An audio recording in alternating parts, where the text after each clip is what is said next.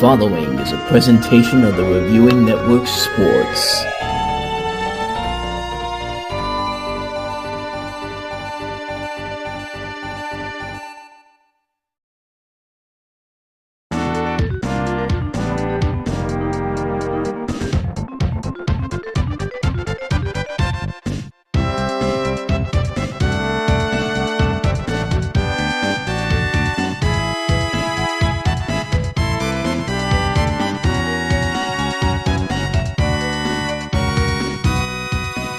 Hello everybody and welcome to another episode of the NFL Network. Ladies and gentlemen, it is finally almost here. Super Bowl 60 is not but 2 weeks away.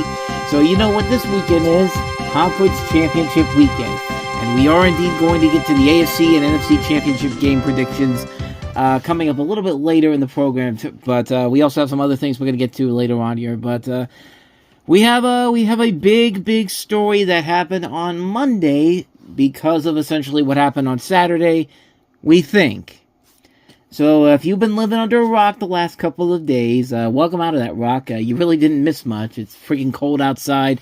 It's going to snow pretty bad in the next couple of days. So maybe you should be better off under that rock for a little bit longer. But before you go under there, if you have been coming out of the hole, you may have not heard the news that there's been yet another head coaching firing in the National Football League, and this time it was Sean McDermott of the Buffalo Bills, fired after 9 seasons with the Buffalo Bills, and he was easily the most successful coach the team had had since Marv Levy back in the 1990s when the Bills made 4 consecutive Super Bowl appearances.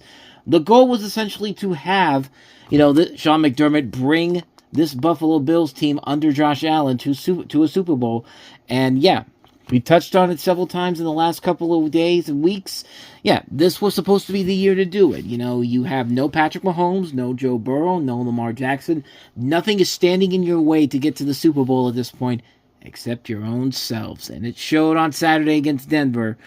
And the Pegulas apparently had enough. Terry Pegula basically had enough and, essentially fired him on Monday. And so now the Buffalo Bills are the latest team, quite literally, to fire their head coach, which means at this point in the season, there's now 10 head coaching vacancies. Well, at least there was until 4 of them were filled in the last couple of days. We found out that John Harbaugh finally agreed to a contract with the New York Giants. He was also introduced yesterday. Kevin Stefanski was introduced yesterday as the head coach of the Atlanta Falcons.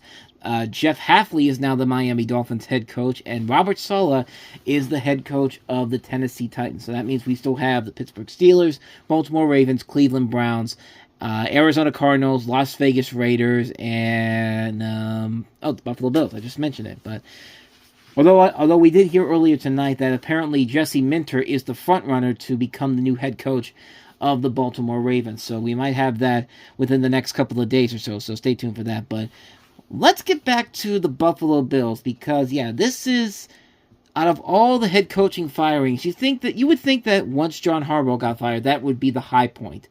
Then Mike Tomlin decides to leave. Then that's the high point, right? And now here you have Sean McDermott.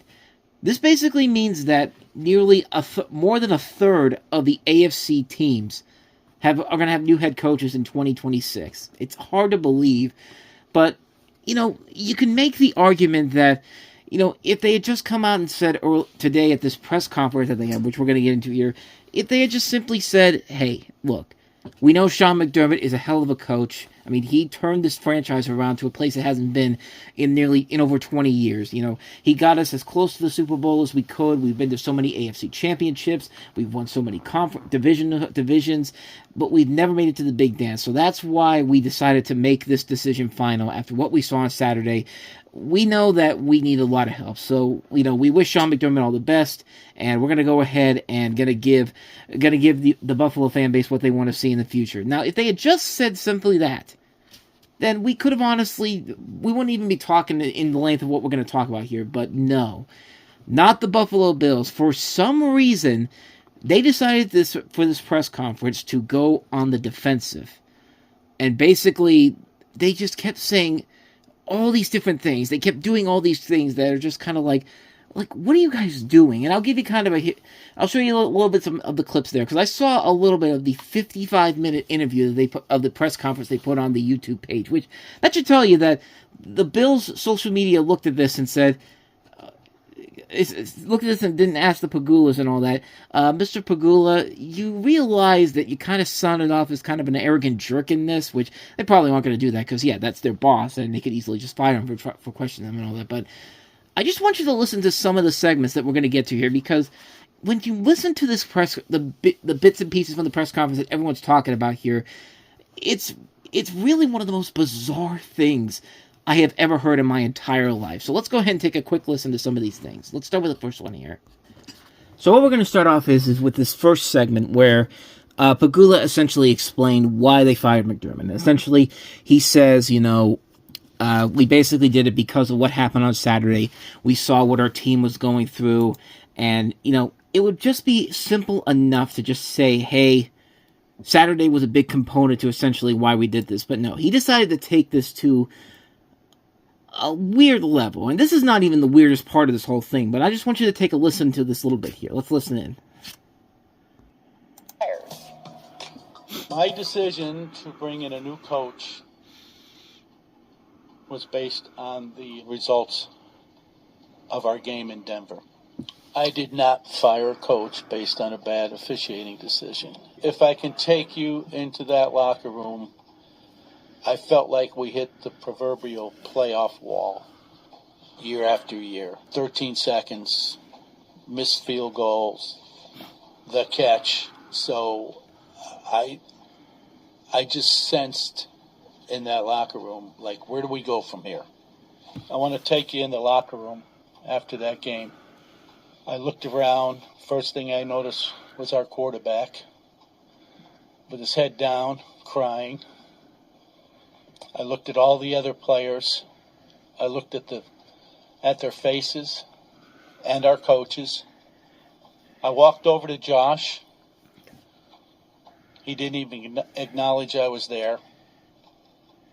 First thing I said to him, I said, that was a catch. We all know what I'm talking about. He didn't acknowledge me. He just sat there sobbing. He was listless.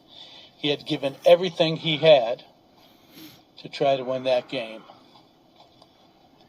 And looking around, so did all the other players on the team. I saw the pain in Josh's face at his presser, and I felt his pain. I know we can do better, and I know we will get better. Okay. So, if it had just simply been that, it would have sounded a little odd, but you kind of understand the point he's coming from here. He basically is saying that, what happened with Saturday, the whole thing about the catch and all that type of stuff, the controversial catch between, Brendan Cooks and also Jalen McMillan, who ended up getting the interception overall. But you got to listen closely to some of the things he said. He said is the reason why Sean McDermott got fired was because of what happened on Saturday, not because of the officiating on that specific play. I think we all know what you're talking about. Just like, what do you why would you even throw that in there? And then he goes to Josh Allen and says that, that was a catch. So you're firing the guy for blame.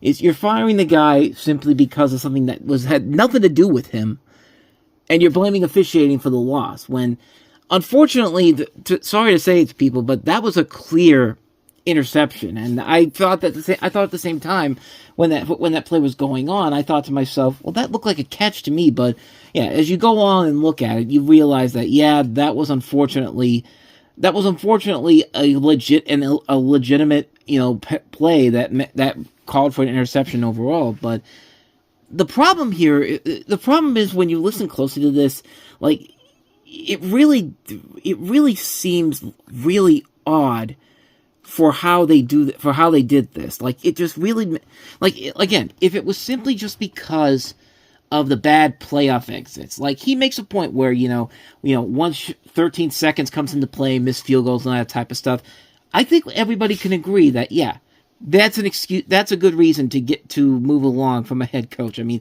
that's why Mike Tomlin essentially decided to move along as well. Because obviously the quick playoff exits were really a thing that was really getting to him. The loud noise from outside asking for his job to be cut. Like, yeah, you can see why he wanted to leave, and that makes sense overall. But if it had just ended there, we wouldn't be talking about this. But no, it keeps going into this bizarre insanity levels. You start to hear it a little bit here and there where, he's talking about that was a catch. I think you all know what I'm talking about.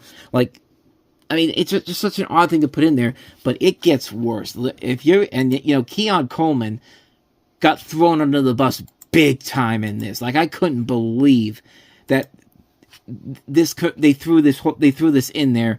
And here's the thing about this whole thing. Brandon Beane, who's going to be the new general manager, which doesn't really make a whole lot of sense when you think about it at first, but he was the one that actually stayed cool during this whole thing. And there's a part in this press conference where they're talking about the Keon Coleman situation. What situation is that? I mean, I don't get what. I mean, is the situation the fact that you picked him up in the first pick of the second round? Is that the situation here? Like, why are we throwing him under the bus here? I just want you to listen to this part here. Pegula jumped in. Listen to this. Yeah, can I interrupt? I'll address the Keon situation. What Keon situation are you talking about? Like, was there a Keon situation that happened that nobody's really talking about here? I didn't think there was, but let's let Pegula talk about this, because apparently there's a big situation that we didn't know about. The coaching staff pushed to draft Keon. I'm not saying Brandon wouldn't have drafted him, but he wasn't his next choice. That was Brandon being a team player and taking advice of his coaching staff, who felt strongly about the player. He's taken, for some reason, heat over it and not saying a word about it, but I'm here to tell you the true story. No, he was my pick. I made the pick. Terry's point was that we might have had it in a different order of personnel. Actually, I kind of went a little bit too early on that clip there. I wanted to stop after. I should have stopped after Terry's thing, but let's go back Let's go back to the end of this before we go to Brandon. I'm here to tell you the true story. Well, I'm so glad that Terry said that, that Keon Coleman wasn't the pick that they were going to take at 30. Is it number 32? Or 33, I should say. But, it really, I mean, it's a relief to know that, even though there's clearly no footage out there that actually literally shows Brandon Beane on draft night saying that we will do whatever it takes to get Keon Coleman. Oh, wait, I've got that right here. Basically, when I went to bed that night, I was like, It's Keon unless someone just blows us away. We didn't feel anything was attractive enough for us to pass up on Keon. All things considered. Rich, get the guy who's shows the best fit. Yep. It looks might be obvious, but so tomorrow we pick it. We're just going to keep trading more. We're going to get 14 fifths, barring someone offering us something stupid. We'll take Keon Coleman. Well, gee, that sure sounded like Brandon Beane's pick. So, okay, so not only did he straight up lie to everybody, but did you see the way that he said it? Hear the way he said it? And I don't want to bring politics into the whole thing, but I'm sorry, I have to do it for this case. That's a Donald Trump move right there, where you make up a story and you're expected, and everyone expects you to believe what he just said, when it's clearly out there that that's a straight up lie. Like, I mean, this whole press conference really did feel like, because remember, there was a time when Donald Trump was going to buy the Buffalo Bills and be the owner of it, but the NFL passed on that big time, so that never happened. We probably wish that would have happened, but This whole press conference feels like if Donald Trump had was the owner of the Buffalo Bills. Like, this feels like a press conference that would have been under the Trump era Buffalo Bills. But I'll give Brandon Beane this. He did follow up the statement beforehand and basically said, the honest truth about what actually happened on that night instead of what Terry just said. No, he was my pick. I made the pick. Terry's point was that we might have had a different order of personnel versus coaching, and I went that way. But ultimately, I'm not turning a pick for a player that I don't think we can succeed with. So don't misunderstand that. Okay, so yeah, like I said, Brandon Beane did a very good job during the press conference of kind of denying most of what Terry had been saying, because Terry was just going off for no particular reason and just throwing everybody under the bus, throwing players under the bus, throwing coaches under the bus. Like, what did Keon Coleman do to cause such a negative impact on this whole thing? And if I'm Keon Coleman and hearing this for the first time, I'm telling my agent, get me the fuck out of Buffalo, man, because if this is what the owner thinks of me as a player when I didn't do jack shit, I want to go somewhere where I'm going to be respected from what I do. But yeah, these comments in particular really are just unnerving, because it's just kind of like, why would you even throw that in there? Like, nothing about this makes any sense whatsoever.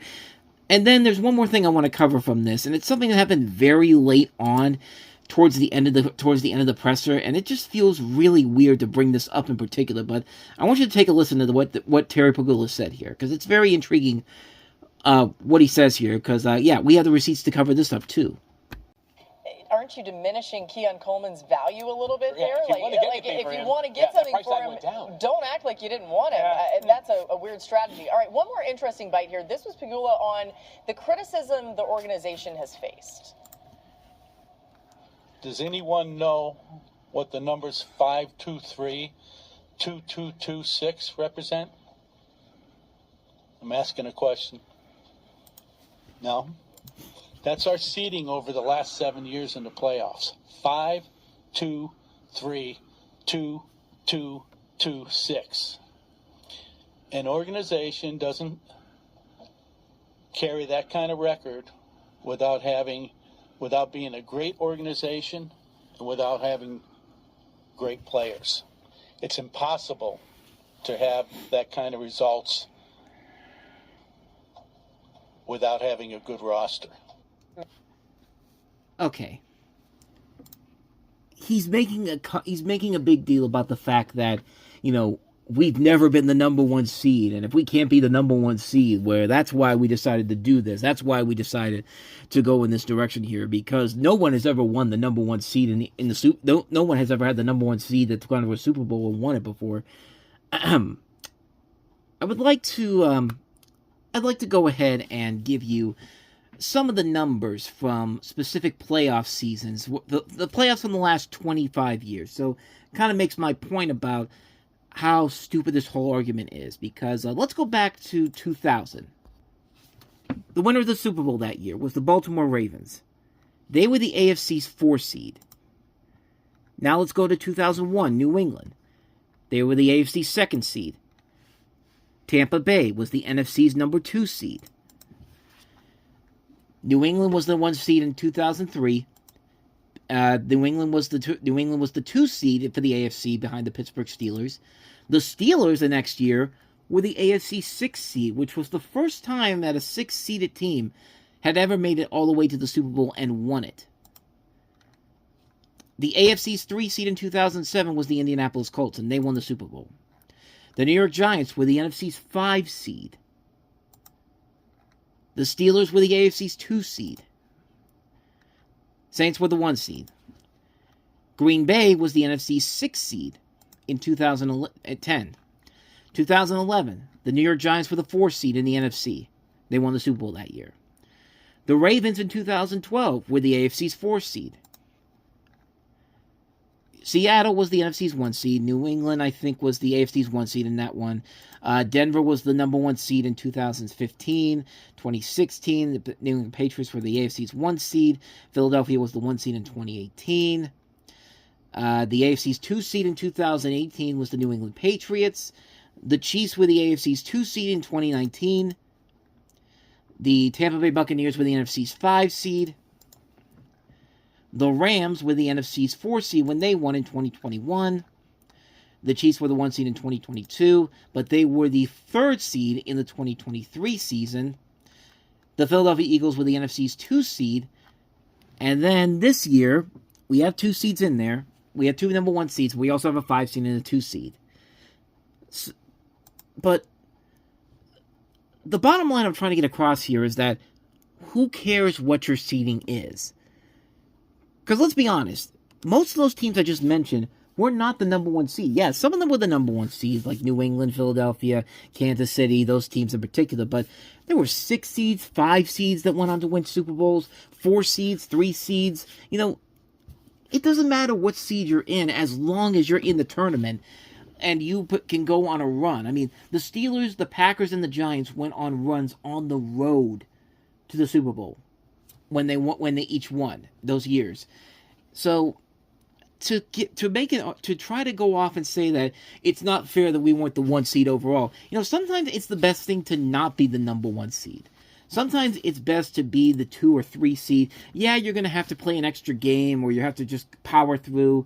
Maybe you could have rushed your starters early on, but it's probably better if you do that, because sometimes when you're the 1 seed, take for example the Tennessee Titans and the Ravens in the past couple of years, they're the number 1 seed, but then they don't really do a whole lot when it matters the most in the play, is in the pivotal moments, like to the AFC Championship game and all that type of stuff, and even sometimes the Super Bowl in the case of the Cincinnati Bengals. But I mean, you get the idea. Like, it doesn't really matter what seeding you're in, as long as you're in the playoffs, as long as you have a chance to go in there. It really should not matter where you are. I mean, yeah, you could have had the number 1 seed for the Buffalo Bills. If you didn't, I don't know, lose games you should have won. You should have beaten Miami in Miami. You should have beaten Atlanta. You should have beaten New England in your own home stadium. You shouldn't have gone for the 2-point conversion against Philadelphia in a game where they were not doing much. I mean, there were definitely chances this season where they could have easily been the number 1 seed, and yet they failed to do that because of stupid decisions, and decisions where they thought they were getting too cocky for their own good.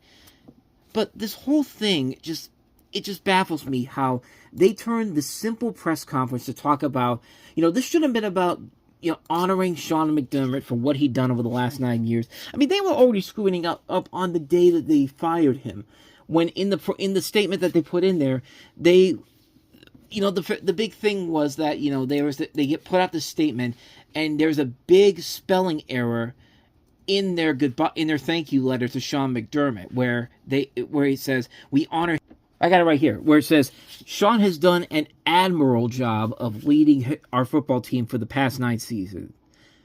An admirable job. Not admirable, admirable. This is a press release that's still out there, by the way. You can go to the Buffalo Bills website and still see this. Like, it's just, like, none of this makes any sense whatsoever why this organization is what it is. In a span of 2 days, they have gone from being one of the most respected franchises in the NFL to one of the biggest laughingstocks out there. And this press conference just did no favors for them whatsoever. If I'm one of the head coaching candidates and I want to go to Buffalo because I want to work with Josh Allen, and I saw this press conference earlier today, my first thought to myself is, do I really want to go put myself through this? Do I really want to be a part of this building right here, this dysfunctional organization? I mean, it just doesn't make any sense whatsoever here. And it's just, I mean, I get it. They fired Sean McDermott. It was something that needed to be done. It was time to move on from him, because you clearly weren't getting anywhere in the playoffs with him there. If the thing just ended with that, we wouldn't be having this conversation here. But the fact that it kept going on for 55 minutes of nothing but rambling and pointing the blame at everybody else but yourselves, that's the biggest problem that we have here with the situation here. So just to recap in this thing, Terry Pegula basically fired Sean McDermott, didn't consult with Josh Allen on the firing, and yet wants him to help out with the new coaching search. To the point, and even Josh Allen himself is not too thrilled about this whole situation, to the point where he probably will want a trade somewhere if they're not careful.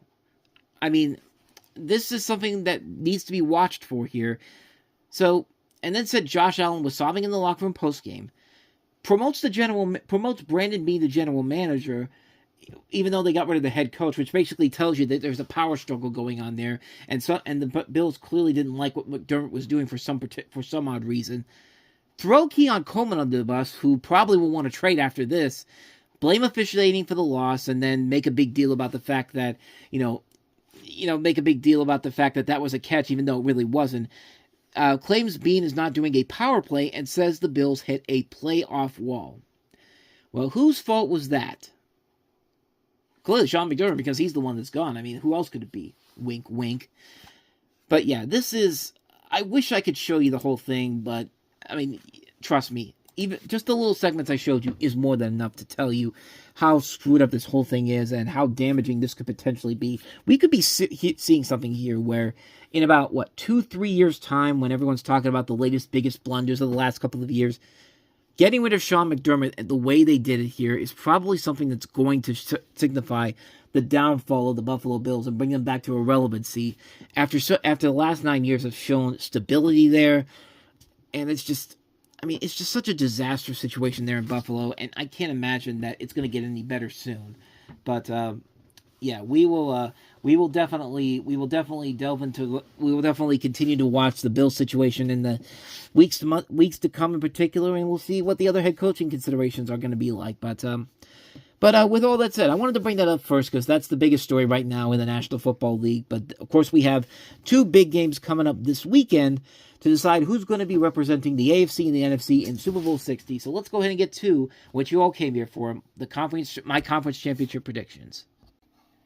So starting off, we have the AFC Championship game between the New England Patriots and the Denver Broncos. And of course, the Denver Broncos won that AFC divisional round in overtime against the Buffalo Bills, mostly thanks to a couple of penalties at the very end of the game. However, the big thing, of course, everyone was talking about was the injury to Bo Nix, who is not going to be playing in this game. And we're all going to experience something that we've never experienced before in the modern era. We're going to see a team hoping to get to the Super Bowl without their starting quarterback and a guy who hasn't played in a postseason game is going to play for the first time ever. And this game is going to be to decide who's going to go to the Super Bowl. And of course, that guy is Jarrett Stidham, who was of course drafted by the New England Patriots, but it's a very interesting scenario here because we're going to see something that hasn't been done in 54 years, where the first person to ever do that was Roger Staubach back in 1972 when the Cowboys beat the Redskins to go to the Super Bowl that year. And of course, they lost to Miami in that game, but we've got the Patriots are going to take on the Broncos. Patriots beat the crap out of the Houston Texans because, as we said before, the Houston Texans still can't make it past the second round of the playoffs. They're just like pre-2018 Washington Capitals. And, there was also a little bit of a curse regarding a yellow towel that I mentioned before, which, like I said, don't fuck with the terrible towel because something like what just happened on Sunday will be the result of that. Because, that's exactly what happened with the Texans in general. They were going to lose that game regardless, but still. It's nice to throw, but you fuck with a terrible towel, your mascot, and you get what you reap what you sow is what I'm trying to say here. But this is not the first time these two teams have faced each other in the AFC Championship game. Of course, this has been a thing that's been happening the last couple of years, especially with Brady and Manning, and this time it's going to be Drake May and Jarrett Stidham, which. Yeah, on paper, it looks like, this is a game that the New England Patriots are easily going to win. And I wouldn't be surprised if that's the case here. But in terms of the injury reports for both teams here, the latest update is that, of course, Jarrett Stidham's going to start. So that's not something that we really unexpected here. But for the Patriots, injury concerns include Harold Landry III and Marty Mapo, who did not practice on Wednesday. And then you had Carlos Davis, Christian Ellis, Taylor Munford, Hunter Henry, and Morgan Moses listed as limited, although Henry and Moses were listed as rested players. So they should be able to get ready to go on Sunday. Then we have Travion Henderson, and Terrell Jennings, and Robert Spillane, who were listed on the report and practiced in full. And they might have defensive problems going forward with Landry, Mapu, Davis, and Ellis unable to go on Sunday. So that's something to keep in mind for the Patriots. Meanwhile, for the Broncos, of course, Bo Nix didn't practice. J.K. Dobbins, who hasn't played in a long time, will play in a long time this season, has practiced in a limited form. So there is a chance that he could be returning to the lineup, and it's going to be all hands on deck for the Denver Broncos at this point. But Troy Franklin also practiced, Pat Bryant, Alex Forsythe, Frank Crum, Lucas Kroll, Drew Sanders, J.L. Skinner, Luke Wattenberg on the report listed as full participants. So the Broncos should be good to go in the backfield in general here, and the receiving core will be questionable. What the most questionable part here, of course, besides the quarterback situation here. But yeah, on paper, this is basically a matchup where it sounds like New England should easily win this game. But think about the season we've had this year. Think about all the crazy scenarios that have happened here. I mean, this is priming itself up to be a miraculous game where it could really come down to, if Jarrett Stidham really would not have to do much in particular. If J.K. Dobbins comes back in this game and they can get the running game going overall and lay off on and give Stidham a chance to quiet down on making any big deep throws there, and just let the defense do the work in general here, the Denver Broncos could easily find a way to win this game here. That's the interesting thing about this particular matchup here is that, yeah, on paper, it really does look like this should be a Patriots win easily. But I do think the Broncos might surprise a lot of people. They might honestly take a chance and really go in there and shock a lot of people overall. I wouldn't be shocked if they go ahead and win this game. That being said, though, I'm not going to bother jinxing them by predicting them to win, so I'm going to go ahead and jinx the other team that I don't want to see in the Super Bowl. I'm going to go ahead and say the New England Patriots will win this one. I think that's the main expectation for a lot of people here.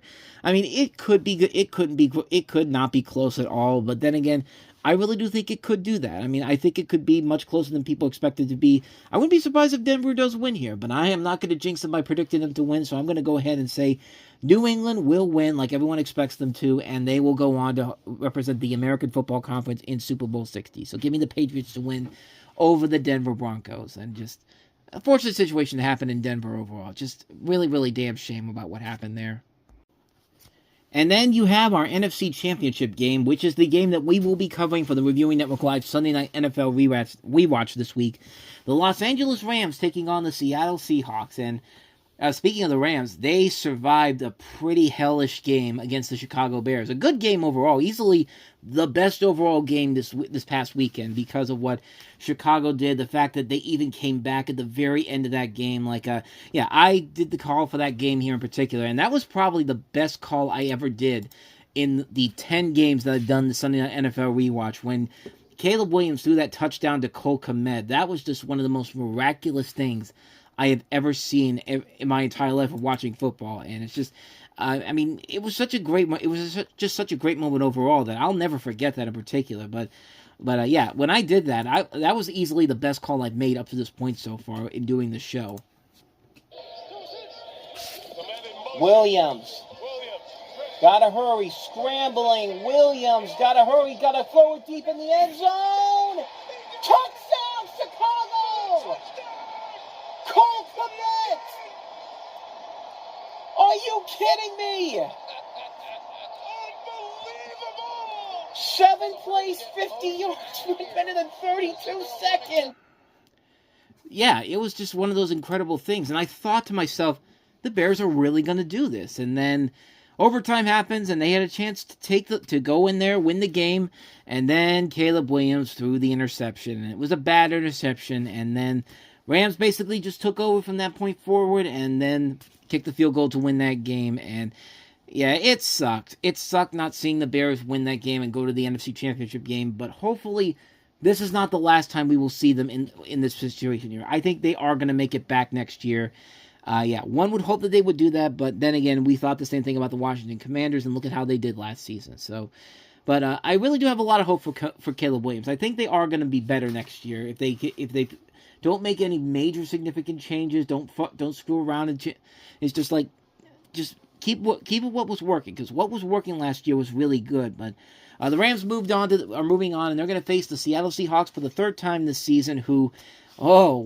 Seattle could legitimately be the team that wins it all, especially with the way that game started on Saturday night. That 95-yard touchdown from Rashid Shaheed, which, smart move for trading for him from the New Orleans Saints, because it already showed you in that game that game pretty much was over right there. Because it was literally like that because, yeah, the 49ers didn't really do much. And it was basically too little too late for them, essentially because, yeah, they kept getting lucky and getting by with the injury, despite the injury bug and all that. And yet they kept winning games. They won 12 games despite all the injuries they had. And then they go to Seattle, and it's like the opening of Avengers Infinity War with the 49ers being Loki and the Seahawks being Thanos, and then Thanos kills Loki, and it's just like, no more miracles for you, like no more free passes for you, like, because that was really what it really was. Seattle was basically coming in and saying, yeah, you're not doing this shit again. Like, we're gonna dominate you, and they pretty much did all that with Sam Darnold really not doing a whole lot there, because there was that big thing beforehand with that oblique injury, and it's just kind of like, oh, is he gonna be able to play and all that? You didn't even really need to play all that much because the defense and specialties were pretty much doing all the work for him, and yeah. This team could be a team that could legitimately be hosting the Lombardi Trophy on February 8th. They're that good. Now, in terms of injuries for both teams here, for the Rams, Quentin Lake and Byron Young did not practice this week. Emmanuel Forbes was also limited. He left the game against the Bears on Sunday. Josiah Stewart was listed but practiced in full. So they are going into this very healthy for the most part, but the defense may be a big problem in this game overall. But we'll see what happens. This is still Wednesday, so we still have a couple of days before that decision can be made. Seattle definitely has some concerns going into this game, too. Charles Cross has a foot injury. Josh Jones has a knee and ankle injury. Amari Knight has a knee injury. They didn't practice today. Sam Darnold was limited with that oblique injury, as well as Bryce Cabeldue. DeMarcus Lawrence had a rest day. Uchenna Nwosu had a hamstring injury. Robbie Oots with a neck injury. Jackson Smith-Njigba's resting. Leonard Williams is resting. Elijah Arroyo is returning with full participation, as well as George Holani. And they're going to need a lot of help because, simply and effectively, they're going to be without Zach Charbonnet, one of the two pieces to that running game in particular, because they also have Kenneth Walker as well. And not having Zach Charbonnet, there's going to be a big, big deal overall. But there's going to be some offensive problems, offensive line issues going up for Seattle if these guys can't get healthy pretty soon. But regardless of that, this is going to be the more intriguing game of the two because it could really go one of two ways. Because remember, the Rams were the number one seed when the last time these two teams played on that Thursday night, and they had the lead in that game. But then Seattle came back and then just beat them senseless in the fourth quarter and then overtime. And then Mike McDonald with the big play of that game where they get the touchdown in overtime and then go for it for two, so the Rams don't get the ball back, and they get it. And then the Seahawks have the number one seed for the rest of the playoffs. And yeah, surely the Rams are going to be ready to go in this one to get revenge on that one. And I really do think it could go one of two ways here. I really do think both of these teams have a good chance of doing it, more so than the Rams, more so than the Broncos did against the Patriots. But yeah, this is going to be a tough one to pick. I was going back and forth on which one I think could really go in there and win this game. I think it could go either way. I think the Rams could win this game easily, but with the home field advantage, and if that Seattle playoff game this week is as good as it was last week, yeah, it's going to be tough for the Rams to really get anywhere overall, especially if they have those problems on the defense overall. But yeah, this is definitely one that could go one of two ways here, but I am going to go with the home team on this one. I think it is going to be the Seattle Seahawks who go in there and win this game. It'll be a close one. I wouldn't be surprised if this is another overtime game. I think it's going to come down to the wire. Maybe the Rams get a touchdown, and then the Rams decide to do the same thing to the Seahawks and go for two to try to win it, and then they don't make it overall. It could be that, or it could be a lopsided game like it was last week. So I do think it is going to be the Seattle Seahawks winning this one here. And so it essentially means that we're going to have a rematch of Super Bowl 49, the Patriots and the Seahawks. And if you remember that game, of course, etched in history as the game that killed the Seahawks dynasty and began the Patriots dynasty, simply because Marshawn Lynch didn't get the football at the 1-yard line. So if that happens here, it's a chance for redemption for the Seattle Seahawks to get revenge on that one after 11 years and maybe start a new dynasty with Mike McDonald at the helm of this one. Tough to say what it's going to be, but it should be very interesting overall. I'm predicting a Super Bowl 60 matchup, a rematch between the New England Patriots and the Seattle Seahawks in Santa Clara on February the 8th. And of course, we will have the NFC Championship for you this week on the Reviewing Network Live Sunday Night NFL Rewatch, along with a special announcement for the next mini-series I'm doing, next documentary series I'm going to be doing. It's going to be a mini-series, but you're going to see the trailer for that during the halftime show on Sunday after the game on this channel. So be on the lookout for that. I'm really excited about this one in particular. It's based on something that just happened recently in the news, so it should give you an idea of why I'm talking about it on the sports show, because it has something to do with sports, something that has to do with something that happened more recently around here. So give you an indication of what that is there. But you're going to be able to see the full trailer for that this Sunday, I should say, during the halftime report of the Reviewing Network Live Sunday Night NFL Rewatch. So be on the lookout for that. And with all that said, that's going to wrap up this episode of the NFL Network. And we'll be back next week with a special show presenting the schedule for the Madden 26 tournament. Just like we did last year, we're going to have all of the teams that did not make the playoffs this year competing for the opportunity to win the championship in that one. Last year, I believe it was the New York Giants that won the championship, if I'm not mistaken. I beg your pardon, that was not the New York Giants that won last year. It was the Miami Dolphins, I believe, that won the Madden 25 championship. And they are going to be in this one along with the other 18 teams that did not make the playoffs. So still got to figure out if this is going to work with my PS5 and all that. But next week, we'll have the schedule reveal for that, and we'll show you the 18 teams and where they'll be set, and when the Madden 26 championship will be coming up next week. So be on the lookout for that, and I will see you guys on Sunday for the NFC Championship game. If you enjoyed this video and want to see more episodes of the show, please go ahead and hit that like button, subscribe button, notification button, as well as check out our playlist, as well as the previous playlist as well. The playlist in the previous episode as well. So, with all that said, I will see you guys next time for the NFL Network, and for those of you who will see me on Sunday for the rewatch, I'll see you then. So, I'm just getting discombobulated right now because it's late. I want to go to bed, so I'm going to go ahead and get on out of here, and I'll see you guys for Championship Sunday.